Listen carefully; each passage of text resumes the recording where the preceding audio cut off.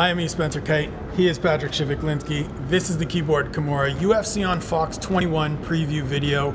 Wanted to give you guys a quick little breakdown of the main event and co-main event before the action jumps off here on Saturday at Rogers Arena. Patrick, main event, Carlos Condit, Maia. The best possible matchup you can get outside of a title fight at this time being.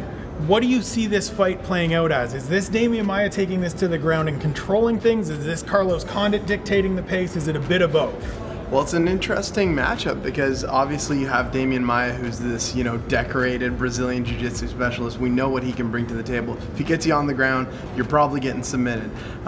In terms of what Carlos Condit brings, that forward pressure, head movement is one thing that we're going to have to look out for. So it'll be interesting to see how Maia reacts to that. I don't think he's been in a fight at welterweight with a guy of Carlos Condit's pedigree. So it'll be very interesting to see what happens there. I think that Carlos Condit brings a lot of interesting techniques to the table that Maia might not be able to deal with. Yeah, very interesting fight. I think the shift to 5 rounds, the move here to Vancouver, favors Carlos Condit. He talked about that when he was in town with us last month, that he likes getting the extra 10 minutes of work. Nobody likes to be in there with him in the 3rd, 4th, 5th rounds as they get into deep waters.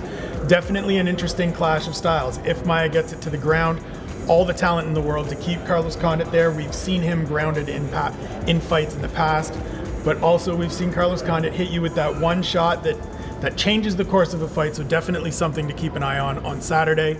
In the co-main event, he just walked past us, Anthony Showtime Pettis, making his featherweight debut, trying to break a 3-fight losing streak. We talked about it on the podcast.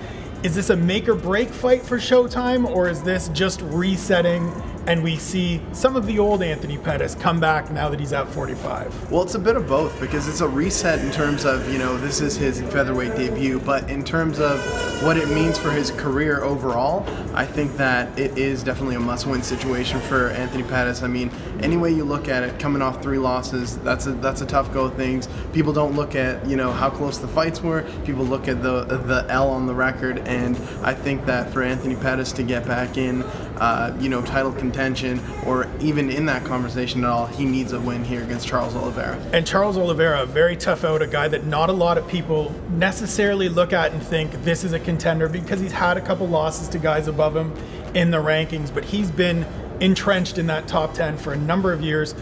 He's surprisingly been around for 6 years in the UFC. He has the most submission wins since coming into the octagon. Definitely a dangerous guy, definitely a dangerous fight, a compelling fight, an interesting fight. This whole card is from top to bottom. The main card Saturday night on CTV2 here in Canada, on Fox in the States. For Patrick Cwiklinski, I'm Spencer Kyte. Keep watching Province Sports for more.